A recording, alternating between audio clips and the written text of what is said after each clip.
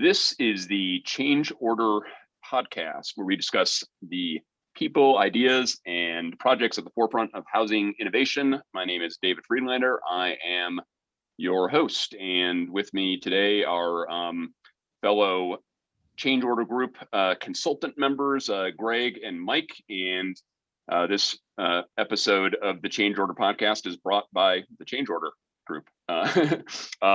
We are actively looking for developers, investors, municipalities who are serious about tackling some of the issues that we're going to be talking about today, namely the impact of climate, social justice, land use, all these things on our built environment and on real estate development, planning, investing, and underwriting.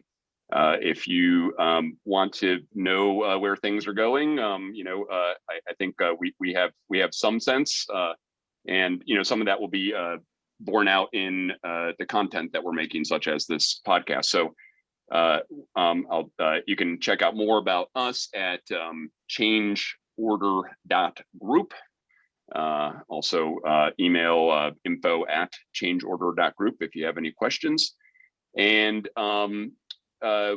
Mike, Greg, and I did a podcast a couple of weeks ago with Derek Borowski, who'll probably hop back on at some point in time. But we were thinking about where should we start, and thinking about content as a way of both educating what's going on in the status quo, but educating in terms of and conceptualizing and using our imaginations to conceptualize other outcomes other than what is happening in status quo. So, I think Mike, Greg, and I in the group are the most, the most burning bush of the three. And I think it has a lot to do. I mean, everyone in the group is a parent, I believe.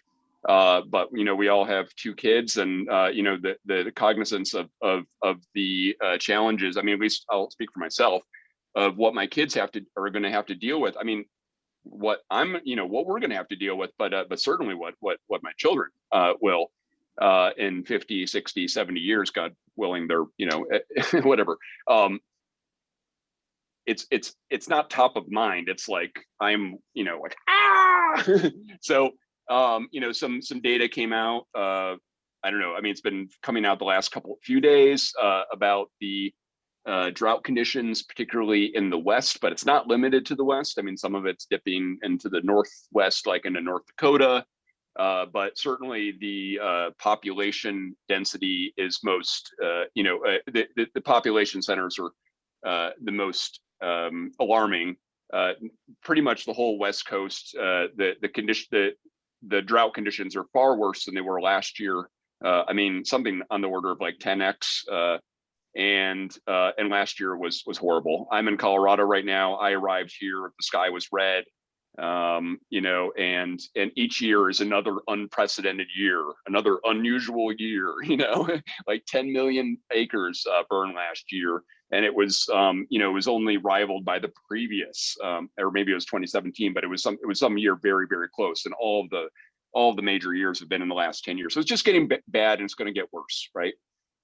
So, before we do anything, before we talk about, doing eco districts in Seattle, and I'm all for, I think we're all for, the proper type of development. But before we do that, like, is there going to be is there going to be a Seattle to build in, or is there going to be water to, more accurately, is there going to be enough water for the populations of Seattle or Portland or, certainly California, blah, blah, blah, blah, blah. So, and then, how do we move forward? And again, just to be emphatic about it, the current real estate development patterns and municipal patterns, which are focusing on essentially, single family housing, 80% of our housing stock, and car centered, and just essentially, putting renewables into the status quo versus thinking of a wholesale contraction, some sort of major transformation, microgrids and all that stuff. So how do we what do we do, if anything? I mean, maybe it's just moved. Maybe the answer's moved to Michigan. I don't know. So I've spoken enough. So I hand it over to my esteemed colleagues here. Well, I'll dive in. This is Greg. Thanks for having us, David. As always, it's a pleasure to be back.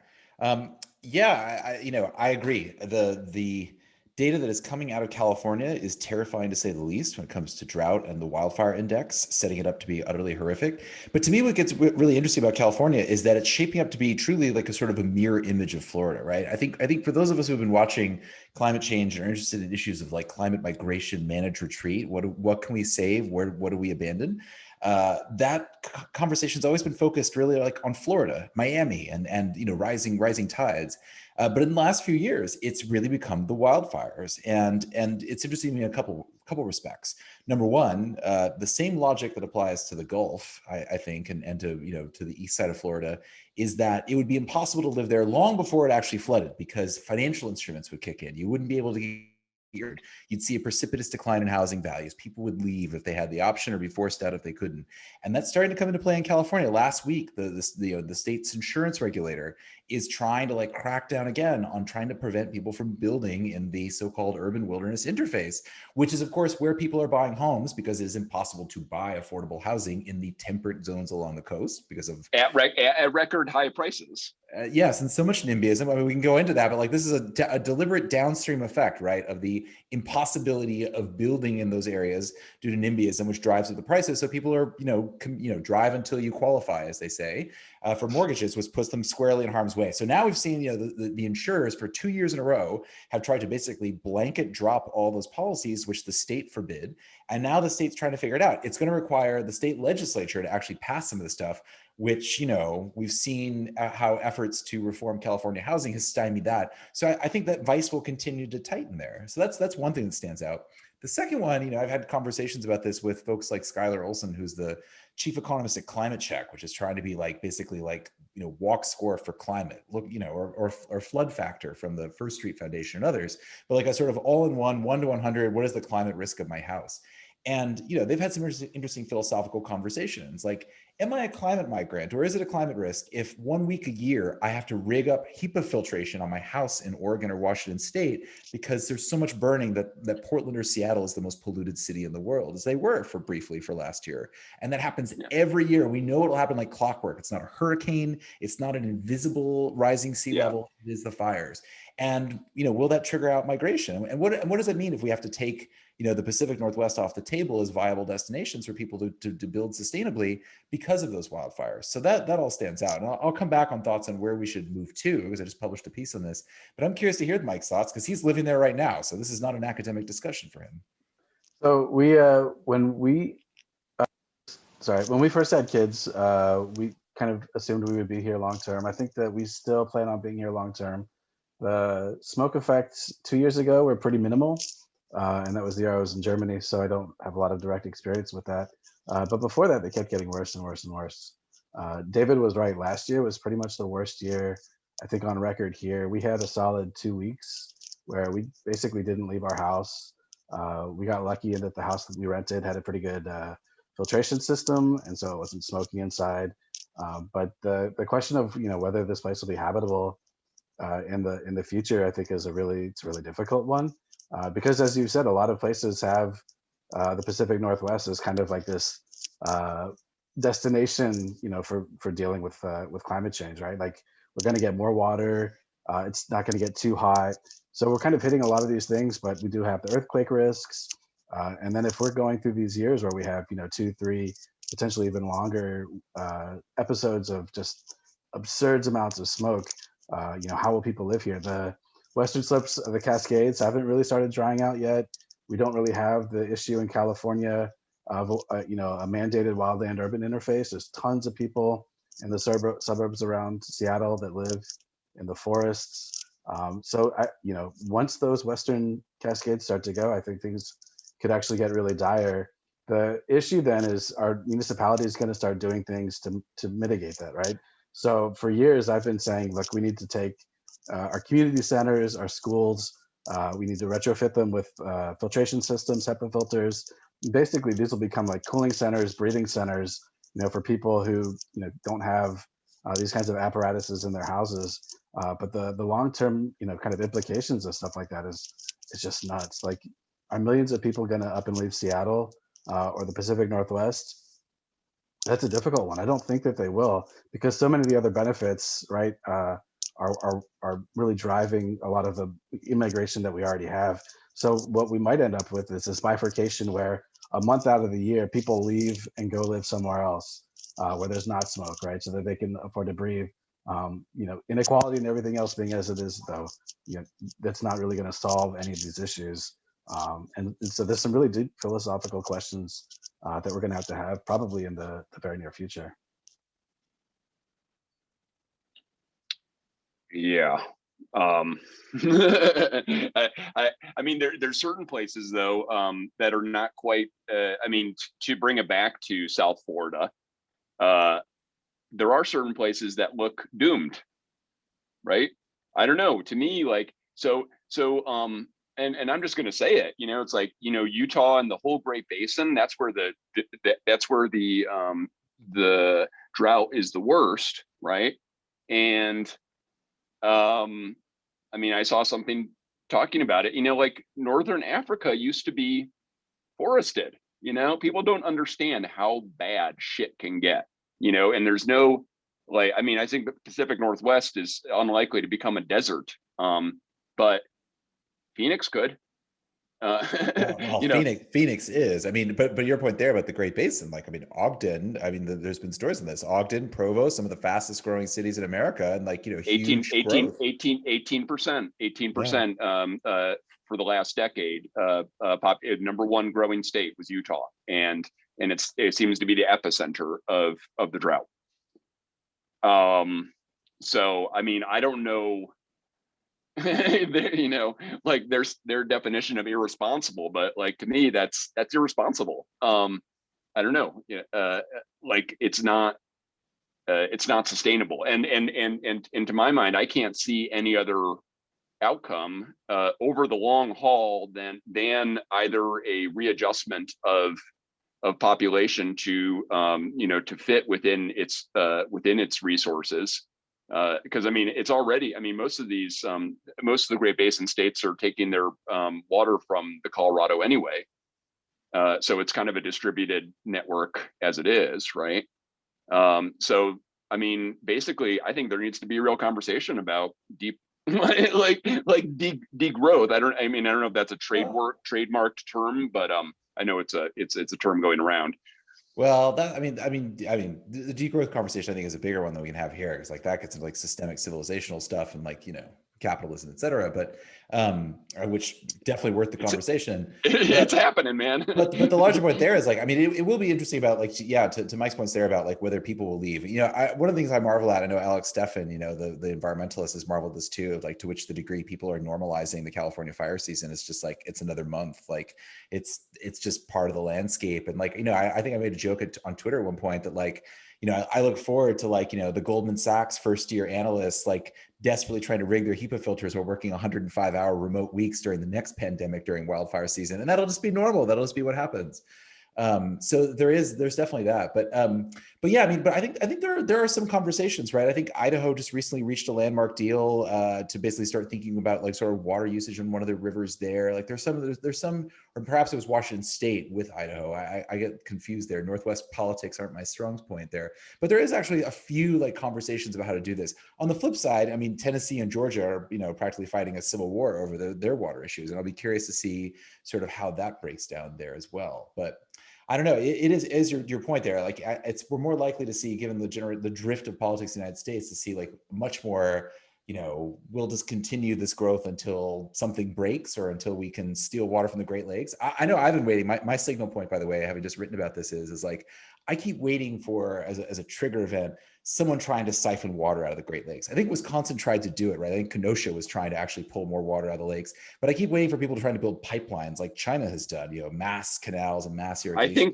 I think Nestle is trying to do a pipeline across the Atlantic to get Great Yeah, Lake water. it would not shock me there, but yeah, that's one of those things that I think about. But I don't know. I mean, I just published an op-ed in Fast Company this past week on sort of like making the Great Lakes great again, and like, you know, this argument, which has come up many times, about like the fact that, like, you know, you have cities like Buffalo, Detroit, and others that were designed for populations twice their size, which have seen this outflow to the Sun Belt. You know, if you can't compel people to move back there, and I don't think you want to, at the very least, you can direct federal investment dollars there. And like, that was sort of our pitch, is the Biden administration should spend money where it is not likely to burn down, flood, wash away, et cetera. And like, you know, you could at least, you know, use the climate models that NOAA has, which are also dire. The climate models are as bad as the weather models. And climate change is happening even faster than we expected. At least use that as a way to direct investment. So I don't know. I keep waiting for that discourse, because as I think we discussed last time on here, like, they're the companies, the home builders, the ones that are out there that are smart, they're quietly realizing this, and they're taking steps. They just don't want to talk about it because, of course, it jeopardizes everything. So. Yeah, I just wonder whether, and maybe Mike, you can speak to this, whether, I mean, I just from the general conversations that I have with capital market investors and developers, they actually don't understand the issues. And they don't understand the solutions. It's literally, I keep on thinking of this, you know, there's like the tale of Native Americans seeing Columbus's ship come to shore, and they actually didn't see them because it was so outside of their realm of thinking, you know, which apparently, you know, I'm sure was bullshit. But in terms of the capital market investors, they can't like fathom a world without, you know, X, Y, and Z, you know, But you know, but I was arguing that's until they do, because I'm reminded, when you put it that way, of like Ta-Nehisi Coates' arguments about gentrification being, of course, basically built on the backs of African Americans, right? Like, we basically had to destroy the value of African American neighborhoods so we could revalue them for white people through gentrification in city after city across America. I would argue that the capital markets will not understand this until the moment they do, and then there will be vulture investing across the Great Lakes or anywhere else, kind of thing. So I mean, and I'm very happy to talk to capital market developers and investors, because basically this is, I mean, what I'm trying to do here is set up a scenario. It's like, hey, everyone has summer plans. I'm saying, hey, your summer plans may change. And, you know, in your investment decisions, you know, you have I know how these things work. They have, you know, multiple year trajectories for, you know, per pipeline and whatnot. And you have a certain plan to develop in a certain way. And I suspect this is the summer of changed plans, you know, as 2020 was, you know, based on the climate projection. So, you know, maybe this is a nice segue to hand it over to Mike. Like, how should we change our plans? You know, let's say there's a raging fucking inferno this summer, which is entirely possible, you know, like 2x, 3x last summer. Let's just keep it conservative, right? And all of a sudden everyone's like, you know, gee willikers, what do we do? You know, and I think that's what I think sets this group apart, is we as a collective body have really had our eyes trained on the future for, you know, for most of our professional careers. So, you know, looking ahead at the, you know, September or no, October of 2021, way in the distance, you know, if I was a smart city who was, you know, really understood the risks, you know, where would I start, you know?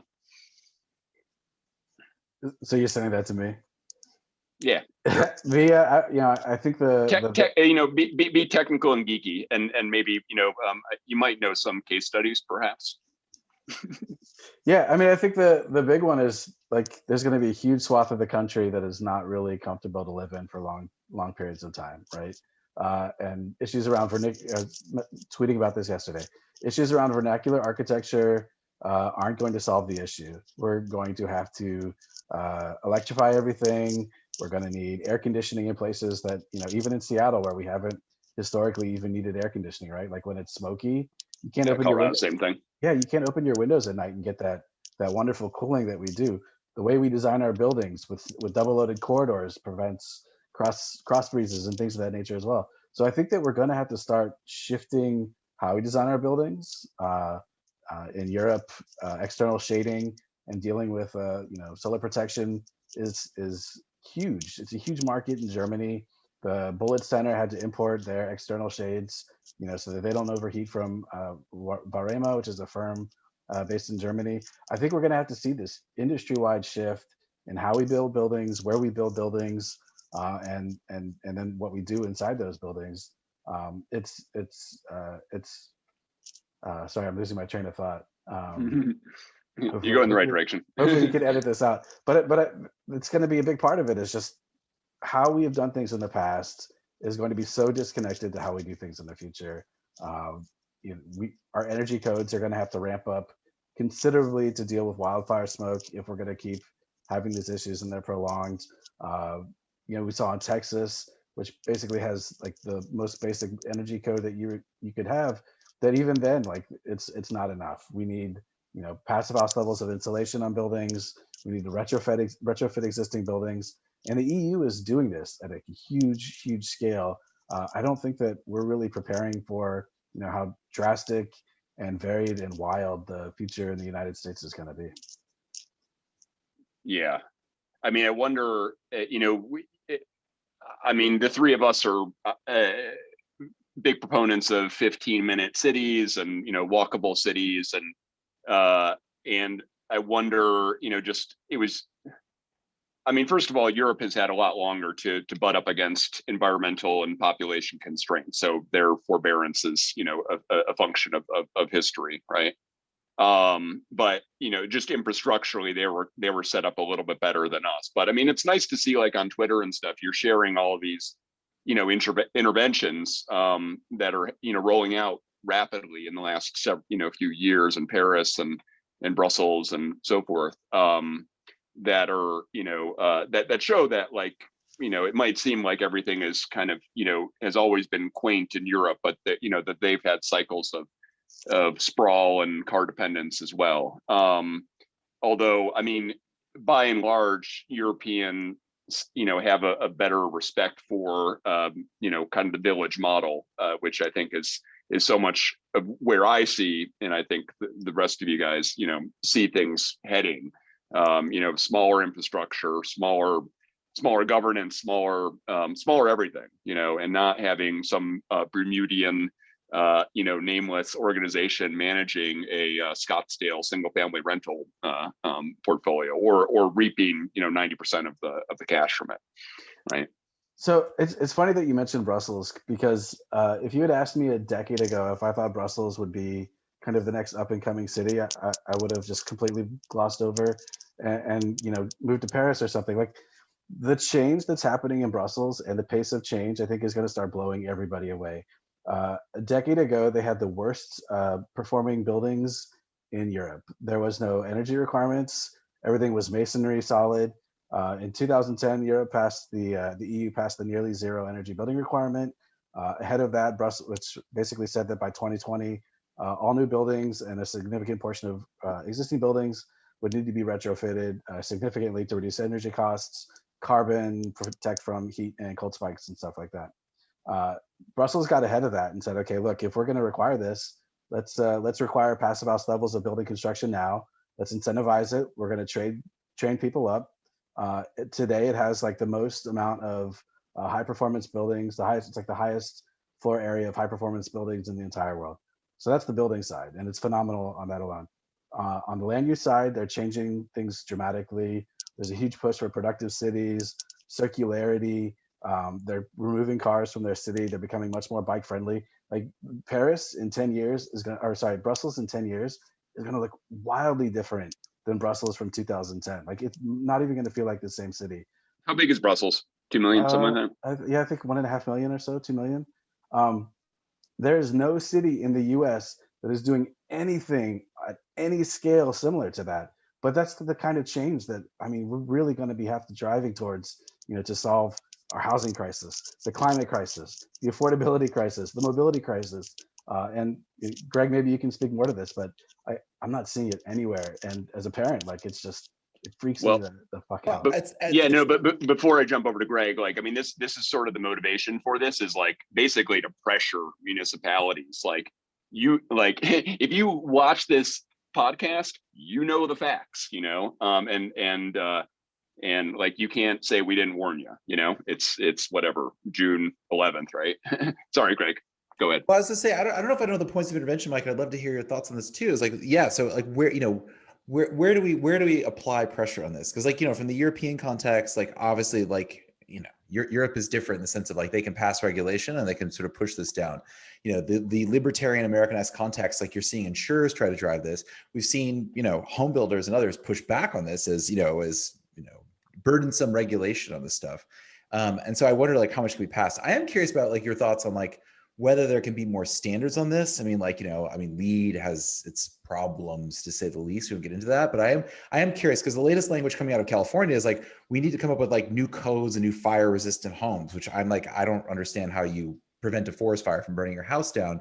But there is some movements on this about like, for storms and for other stuff on this. And I'm curious about like where we can find like levers to crowbar in more regulations to, basically sort of, try to hammer some of this stuff home and where, because that's what I try to figure out. Like, I don't know if you can do this at federal code. Can you do this at the municipal level? Can you work hand in hand with the insurers on this? I mean, LEED, back in the day used a ton of incentives for builders to do this. They used carrots instead of sticks. I don't know if that's a viable model for us for these issues as well, but I know those are some of the questions that jump out at me. The code one is an interesting issue. So especially in the energy code side, our codes aren't written by the federal government. In the EU, codes are written by governmental agencies. In the US, it's a nonprofit. IBC, it's the ICC is governing most of. Which I lost track of the IBC and about whether sort of the proxy votes that were happening there about whether cities could basically compel the IBC to change. There was a battle inside the IBC where the conservative elements were trying to prevent more progressive municipalities from changing those codes. Whatever happened there? My understanding is that the city's votes are effectively watered down, and so it will be more difficult for individual jurisdictions, at least on the energy side, to come in and say, okay, look, we will require passive house mandates on all new construction. So I think what you'll see is that because of the way things are set up in the US, you'll start to see progressive cities saying, okay, all public buildings, we're already putting the money for it anyway, will have to be passive house, or whatever the energy model du jour is.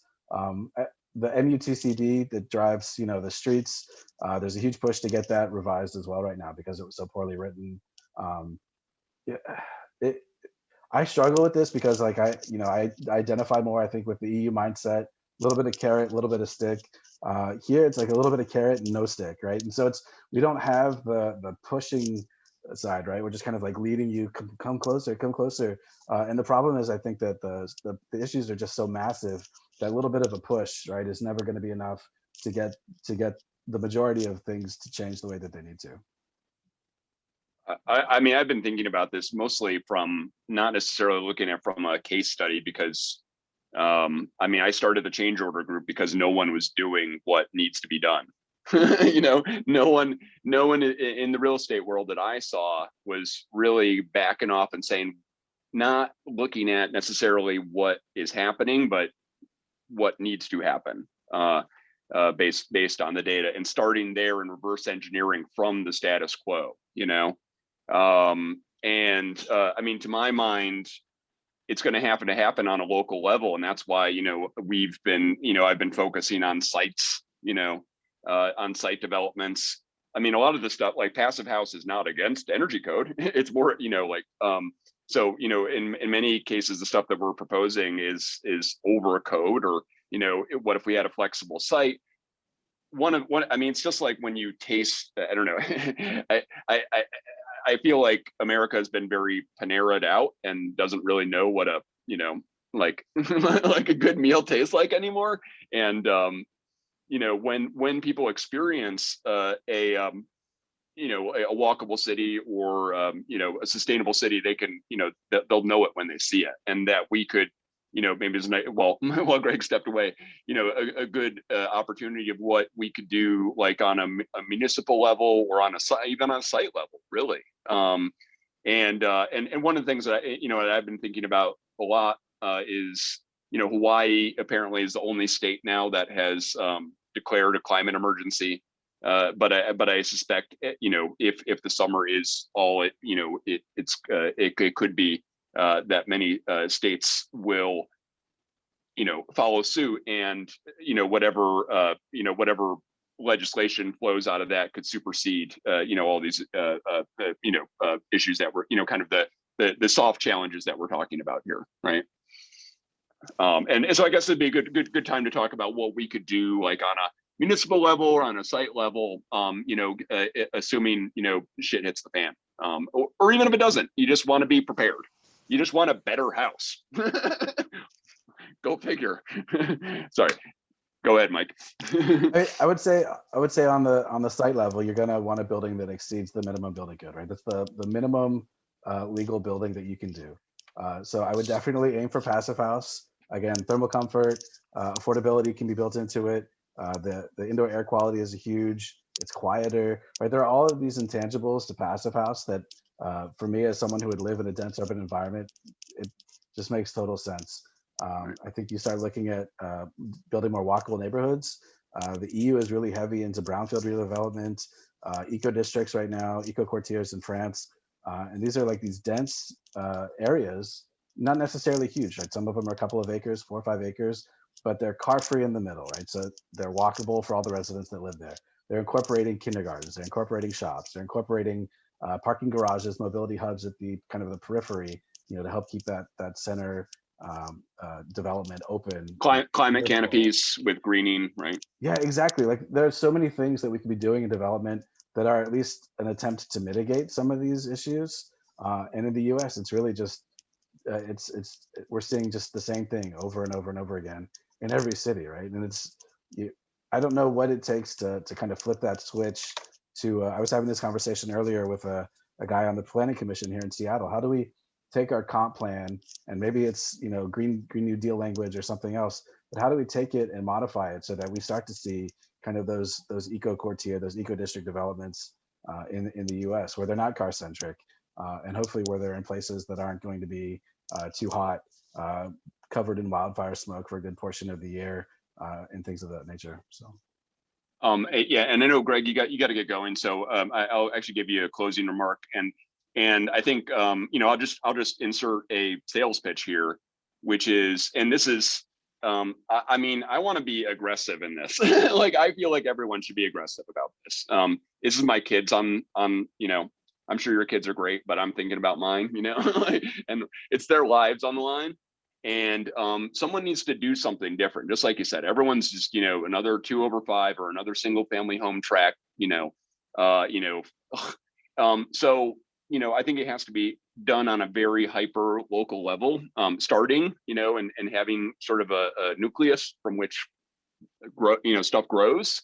I mean, that's the way I'm seeing it. And, so actively courting municipalities, developers, investors, repositioning properties, brownfield developers like Mike's talking about, any of that stuff, this team, we love that stuff, and we love putting our imagination to bear and actually assessing risk and whatnot, and looking at and also helping push things through politically, which is mine and Greg's background as well, in communicating why we're doing stuff, and why things need to be done, not just why we're doing stuff. It's not about us. This is what this is an imperative. So again, thanks for listening. Thanks, Mike, Greg. I really look forward to continuing this conversation. And, if you want to contact us, changeorder.group, and info@changeorder.group. Greg, you got any closing remarks?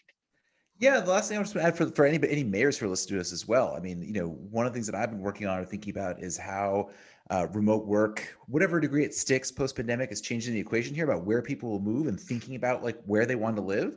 And we're seeing cities. I've been talking to cities in Indiana and Michigan. I've been talking, the state of Vermont passed this. I know the state of Maine is looking into this as well. Places that are, that have this resiliency are thinking about how do we attract people here. And we've spent this time talking a lot about like doom scenarios here.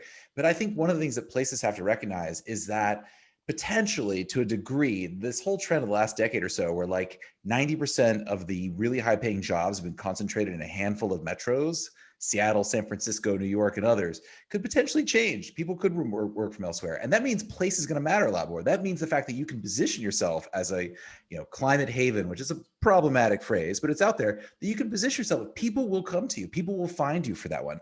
I think, I think there's gonna be a lot more diversity in terms of what lifestyles and what places people are gonna vote for. And I say this as someone who's thought about this myself. We all talked about our kids here. I mean, we immigrated to Montreal, and climate was part of that. And the fact that Mayor Valérie Plante and her investment in a lot of these lifestyle things we've talked about, that was part of it too. And I think about the fresh water. I think about Hydro-Quebec and their investments in hydropower, the clean electricity that's going to position us for this. There are other places that can get on this and start thinking about what are our natural assets? What are our cultural assets? How do we appeal for people for this? So I think it's a combination of those two things, because we've seen all this growth in the Sun Belt. People vote with their feet, but people are going to start making other decisions there. And it's not going to be about, oh, it's, doom, the Sodom and Gomorrah, the seas have risen and the fires have burned your home down. It's more like the notion of like, you can make other choices too. What are your values? Come to these places. And so I think there's a lot of opportunity. Yeah, so I would love to shape that in this, in these posts, and make sure it's done in an equitable way, and not just if capital chasing nice weather. I just want that caveat at the end, but it was a good coda. So I think it's a great place to stop. Thanks, gentlemen, and we'll be back soon, right? Sounds good. Thanks for having us.